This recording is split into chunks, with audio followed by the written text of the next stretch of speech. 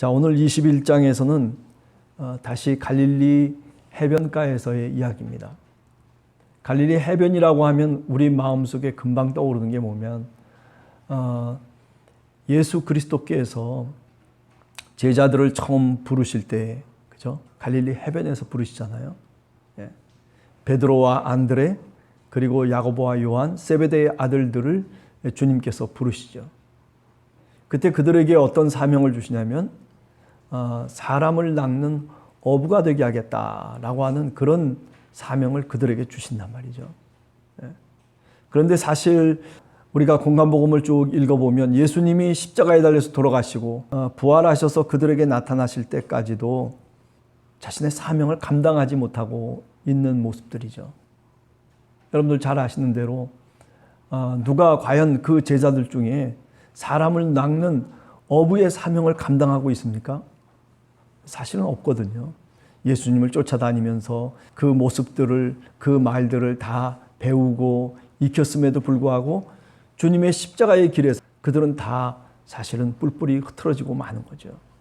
그 빈 무덤을 보면서도, 그 역사적 사실을 보면서도 주께서 부활하셨다라고 하는 그런 부활 신앙으로 이루지는 못하는 거죠. 믿음을 갖지 못하는 거예요. 그들이 사명을 제대로 감당하지 못했다라고 하는, 사명자로서 사람을 낚는 어부가 되지 못했다. 나를 따라오너라. 내가 너희로 하여금 사람을 낚는 어부가 되게 하겠다라고 하는 그 말씀만 들렸을 뿐이지 그들의 행동과 그들의 삶은 책임 있는 주님의 제자로서 살아가지를 못했다라고 하는 거죠. 자, 오늘 본문에 보면 그 후에 예수께서 디베랴 호수, 갈릴리 호수를 가리킵니다. 또 제자들에게 자기를 나타내셨으니 나타내신 일은 이러하니라.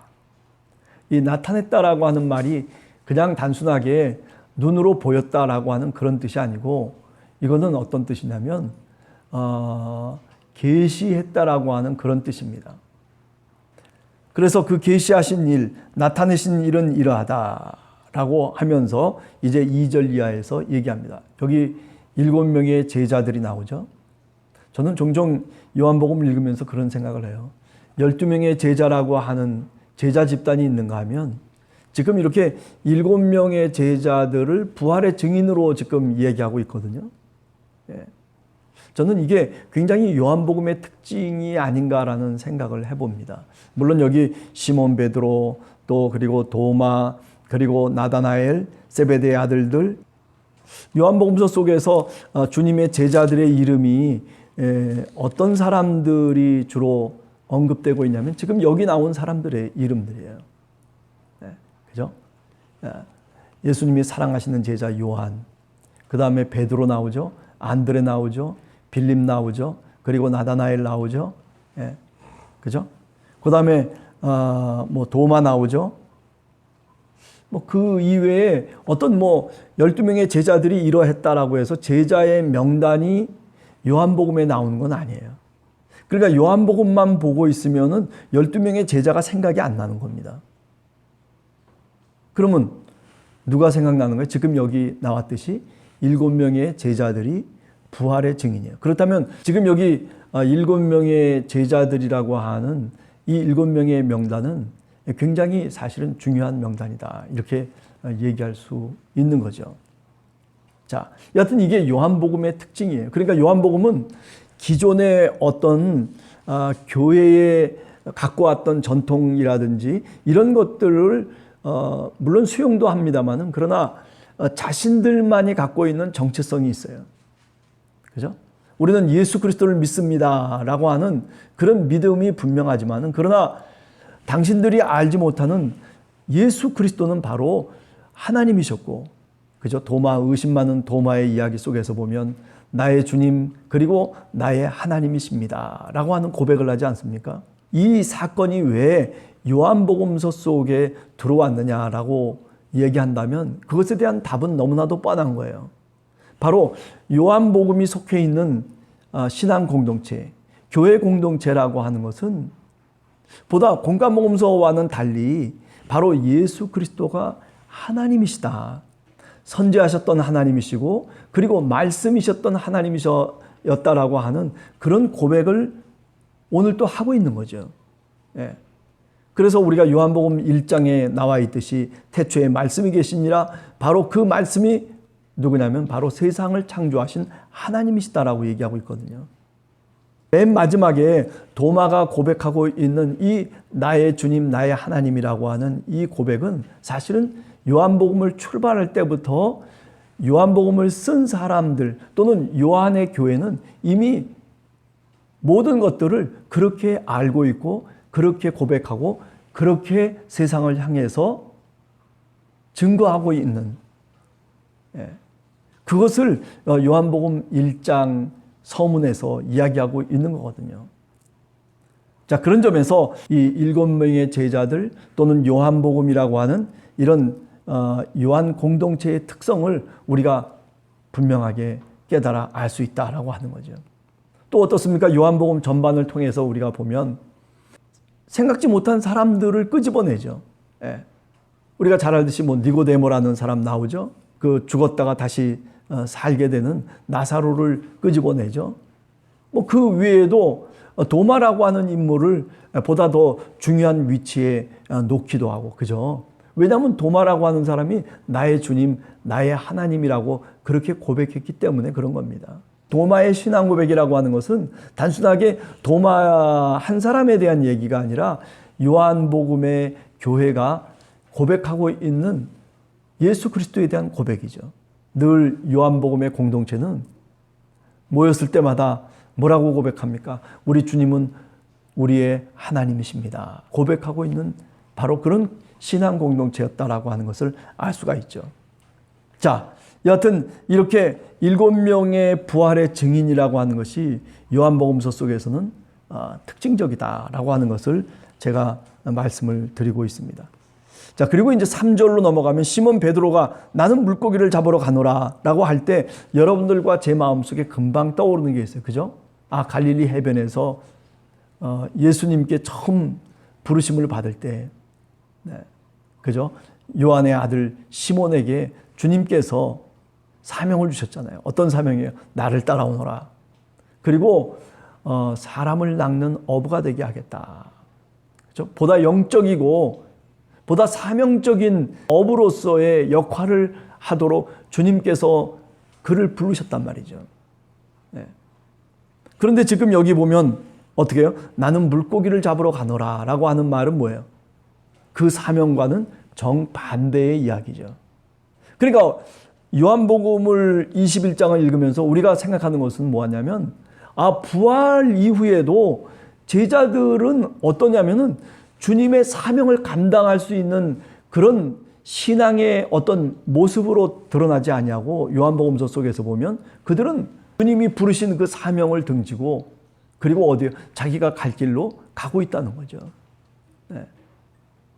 그 옛날 갈릴리 해변에서 주님이 부르셨던 그 부름과는 그 콜링과는 전혀 다른 모습으로 지금 자신의 길을 가고 있는 이 제자들의 모습.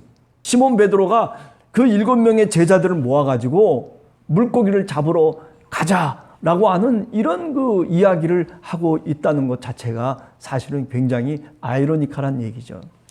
네. 그랬더니 어떻게 했어요? 그들이 우리도 함께 가겠다 하고 제자 공동체가 부활의 증인으로서 이제 살아가야 될 이 제자 공동체가 어떻게 해요? 네. 그죠? 물고기만 잡으러 가고 있는 거예요. 이게 요한복음이 우리들에게 얘기하려고 하는 거예요. 네. 인간이라고 하는 것 또는 주님으로부터 사명받은 이 교회라고 하는 것이 이렇게 주님의 뜻과는 상관없이 아니 정반대로 교회 공동체 속에 제자 공동체 속에 나타나고 있다라고 하는 거죠. 그래서 나가서 그죠? 3절에 보면 그들이 우리도 함께 가겠다 하고 나가서 배에 올랐다. 이 나갔다라고 하는 것 어디에 있었는데 나간 거예요? 네? 어디에 있다가 나간 거예요? 그죠? 여기 나가서라고 하는 말이 그렇기 때문에 사실은 굉장히 의미 있는 말이에요. 저는 이 나가서라고 하는 이 말을 단순하게 어디 장소에 모여 있다가 나갔다 그런 얘기보다는 오히려 여기 어떤 장소가 없지 않습니까? 21절에 쭉 보면, 그죠? 디베랴 호수에서 제자들을 만나고 주님이 나타나셨다라고 하는 거 아니에요. 요한복음에서는 아주 독특한 용어라고 저는 생각을 해요. 가룟 유다가 예수님이 떡을 떼서 주시면서 네가 바로 그다 할 때 그가 어떻게 했어요? 그 떡을 먹고 나갔어요. 네. 그래서 나갔더니 밤중이더라. 이렇게 이제 표현해주고 있는 게 요한복음의 표현 방식이거든요. 그러니까 이들이 나갔다라고 하는 것은 결국 요한복음 우리가 10장이나 또는 15장에 보면 선한 목자의 비유라든지 아니면 포도나무 비유라든지 이런 비유의 말씀을 통해서 보면 너희가 내 안에 그리고 내가 너희 안에 거하면 너희들이 무엇이든지 원하는 대로 구하라. 그래야만 내가 이루리라. 그렇게 아주 단도직입적으로 얘기하잖아요. 나의 제자라면 그렇다면 내 가지에 붙어 있어야 된다는 거죠. 그런데 여기 나갔다라고 하는 것은 어떤 의미냐면 그것으로부터 떠났다라고 하는 그런 의미로 받아들일 수 있는 거죠. 이들이 물고기를 잡으러 나간다라고 하는 것은 결국 예수님을 떠나는 모습으로 그려질 수 있는 거예요. 그리고 배에 올라가서 그날 밤에 아무것도 잡지 못했다. 네. 이게 어떻게 보면 가룟 유다가 예수님의 곁을 떠나서 밤중으로 들어가 버리고 있는 밤의 사람으로 다시 되고 있는 것과 같은 이치인 겁니다. 네? 주님의 사명을 떠난 그 제자들이 밤중에 죽어라 그물을 내렸는데 그런데 어떻게 됐어요? 그런데 아무것도 잡은 것이 없더라라고 하는 거죠. 네. 요한복음 1장과 연관시킬 수 있는 이야기예요. 요한복음 1장에 보면 주님은 빛이세요. 생명의 빛으로 이 땅에 오셨어요. 그런데 어떻게 됐어요? 세상이 어둠인데 그 어둠이 빛을 거부했어요. 아니 그 어둠이 어떻게 했어요? 그 빛을 십자가에 못 박아 죽였다고요. 어둠이라고 하는 이 세력은 마귀가 활동하는 세력이고 그리고 이 어둠이라고 하는 이 세력은 생명과는 상관없는 세력이에요. 주님을 대적하고 그죠? 예. 주님이 하는 일을 방해하고 이 요한복음서 속에서는 이 밤이라고 하는 것 또는 어둠이라고 하는 것이 굉장히 상징적인 용어로 사용되고 있다라고 하는 것을 여러분과 제가 알아야 될 이유가 있는 거예요. 그런데 밤중이 지나고 날이 새는 거예요. 이제 다시 낮이 돌아오고 있는 거예요. 다시 태양이 뜨고 있는 거예요. 네. 우리가 종종 구약 속에서도 이렇게 동쪽에서 해가 솟아 올라오는 장면들을 통해서 중요한 사건들이 일어납니다. 그 중에 하나가 뭐냐면은, 그죠? 야곱의 야복강 사건 아니에요. 밤중에 야곱이라고 하는 믿음의 조상이 어떻게 했어요? 천사와 씨름을 했어요. 해가 솟아오르기 시작할 때 그때 어떻게 했어요? 야곱이라고 하는 믿음의 조상이 이스라엘이라고 하는 그런 이름을 하나님으로부터 얻게 되죠. 새로운 소망의 시간들이 열려지고 그리고 이제 그 약속의 땅 가나안에서 믿음의 조상으로 살아가기 시작하는 장면이 바로 야복강에서 해가 솟아오를 때에 그때 이스라엘이라고 하는 그 이름을 야곱이 받게 되는 거죠. 요한복음 21장의 그 배경은 어떠냐면 지금 사실은요 해변가에 누가 서 있는 거냐면 주님이 밤늦도록 밤새도록 서 있는 거예요. 근데 사실은 주님과 거리가 얼마 떨어지지 않았어요. 뭐 1km 떨어진 것도 아니고 뭐 그렇다고 해서 2km 떨어진 것도 아니고 주님을 볼 수 있을 만큼의 거리예요. 100m면은 어느 정도 이렇게 볼 수도 있잖아요. 그러니까 이 지금 21장의 그 그림이 어떤 그림인지를 여러분들이 아셔야 돼요. 주님은 지금 바라보고 있는 거예요. 누구를 바라보고 있어요? 7명의 제자들이 주님과 별로 떨어지지 않은 거리 속에서 그물을 내리고 자기 힘껏 그저 죽으라고 밤새도록 그 밤중에 고기를 잡다가 허탕을 친 그 허탕을 치고 있는 제자들을 바라보고 있는 거예요. 안타까운 마음이겠죠. 여러분 이 이야기는 단순하게 그래요. 그 역사적 사실만을 얘기하려고 하는 것이 아니라 요한복음은 우리들에게 또 다른 영적인 메시지를 전해주고 있는 거예요. 우리 제자 공동체라고 하는 것이 신앙의 공동체가 어쩌면 이럴 수 있다는 거예요. 네? 그죠? 밤의 세력 속에 들어와 있어요. 네. 주님께 붙어 있는 것이 아니라 주님 안에서 정말 살아가는 그런 선한 목자이신 예수 그리스도의 양으로 살아가는 것이 아니라 어쩌면 그 양을 떠나서 그 우리를 떠나서 그래서 방황하고 있는 그 모습. 그저 열심을 다해서 살아가지만은 그러나 사실은 영적으로는 허탕이죠. 모르겠어요. 소득을 거두고 그리고 내가 어떤 이득을 거둘 수 있고 어떤 결과물을 내가 가질 수 있을지 모르지만은 그러나 오늘 이 성경의 이야기를 통해서 보면 영적인 열매가 아무것도 없는 거예요. 그냥 물고기 잡으러 가버리고 만 거예요. 네. 주님의 말씀이 그들 속에 생각난 것도 아니고 그리고 주님의 사명이 그들에게 솟아올라온 것도 아니죠. 그러니 예수님께서 바라보실 때 그 제자들을 부르신 예수님, 끝까지 그 제자들을 제자로 삼으시기 위해서 부활하신 그리스도께서 그들에게 나타나셔서 지금 해변가에서 벌벌 떨면서 그러면서 그 제자들을 바라보고 있는 거 아니겠어요? 왜 저럴까? 왜 저렇게 살아갈까? 왜 저렇게 영적인 마음이 무뎌져 있을까? 그렇죠? 어쩌면 오늘 우리 신앙 공동체를 향해서 우리 교회를 향해서 부활하신 그리스도께서 우리를 바라보고 계시는지도 몰라요. 아니 내 자신을 그렇게 주님께서 오늘도 바라보시는지 몰라요. 우리는 우리의 힘대로 뭘 하겠다고 그리고 밤중에 나와가지고 열심을 다하고 있지만 그러나 모든 것이 영적인 결과물들이 없는 거예요. 그죠?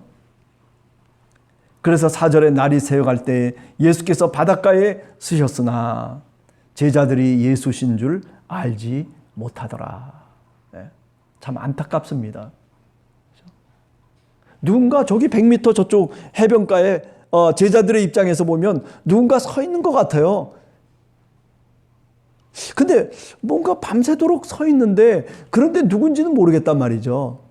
사람인지 아니면 뭐 바위인지 그죠? 잘 모르는 거예요. 네. 그러면서도 그저 자신의 일에 몰두하고 있는 7명의 제자들. 그런데 5절에 보면 예수께서 이르시되 얘들아. 저는 이 얘들이라고 하는 말이 헤이디아라고 하는 말이거든요. 어린 아이들을 부를 때 하는 얘기거든요. 얘들아 부르는 거예요. 근데 이거는요 단순하게 얘들아 이렇게 부르는 게 아니에요. 저 100m에 그죠? 지금 그물을 지으면서 허탕을 치고 있는 그렇게 막 땀을 흘리고 옷을 다 벗었잖아요. 여기 베드로가 사실은 옷을 벗고 있는 거예요. 지금 그냥 죽으라고 그물을 내렸는데도 아무것도 허탕을 안 치니까 계속 그물만 내리면서 땀은 뻘뻘 나고, 예? 그러니까 겉옷을 벗어버리고 그리고 사실은 지금 그 일을 하고 있는 거거든요. 그런데 주님이 해변가에 서셔가지고 저 100m 저쪽에서 7명의 제자들이 그렇게 허탕치고 있는 모습을 보면서 소리 지르시는 거예요. 야 얘들아 하면서 거기 고기 있냐? 뭐라고 대답합니까? 제자들이 여기 고기 없다는 거예요. 이 없다라고 하는 말이 헬라 말로는 재미난 얘기입니다. 우라고 하는 말이에요. 우.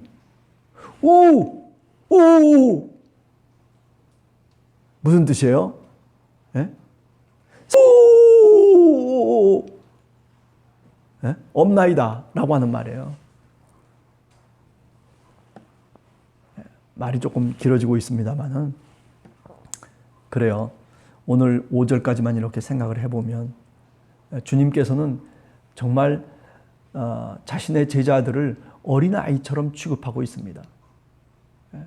그저 아무것도 모르는 철없는 어린아이. 그래서 저 갈릴리 바닷가에서 그렇게 헛수고를 하고 있는 그 모습을 보면서 안타깝고 사랑하는 마음으로 그들을 부르시고 계시는 거예요. 그들이 볼지 못할지언정 그들이 눈으로 내가 예수 그리스도라고 하는 것을 그들이 인식하지 못하더라도 깨닫지 못하더라도 주님은 부르시고 계시는 거예요. 얘들아 그게 주님의 음성 아니에요? 3년 동안 지금 살아오면서 늘 들었던 그 음성인데도 불구하고 그런데 그들이 그 음성을 깨닫지 못하는 거예요. 이건 뭐와 같냐면은 요한복음 10장에 나오는 것처럼 그죠? 예. 양의 비유에서 나오잖아요. 양이 주인의 음성을 들을 줄 알아요. 그래서 목자가 양을 부를 때 그 양들이 우리 안으로 들어오게 돼 있단 말이죠. 그런데도 불구하고 지금 여기 보면 주님의 음성을 얘들아 라고 하는 그 주님의 음성을 듣지를 못하는 거예요. 아, 우리 주님이시구나. 물론 나중에 보면 7절에 보면 예수께서 사랑하시는 그 제자가 다시 말하면 사도 요한이 드디어 눈치를 채는 거예요. 베드로에게 얘기합니다. 7절에 보면 아, 주님이시다. 눈으로 봐서가 아니라 그죠? 어두컴컴한 그 속에서 주님을 볼 수도 있겠죠. 100m 떨어져 있는 거니까. 그런데 그것보다는 제가 생각할 때는 지금 여기 보면 볼 수 있는 방법은 소리로 보는 거예요. 주님의 음성을 바로 그분의 음성이구나.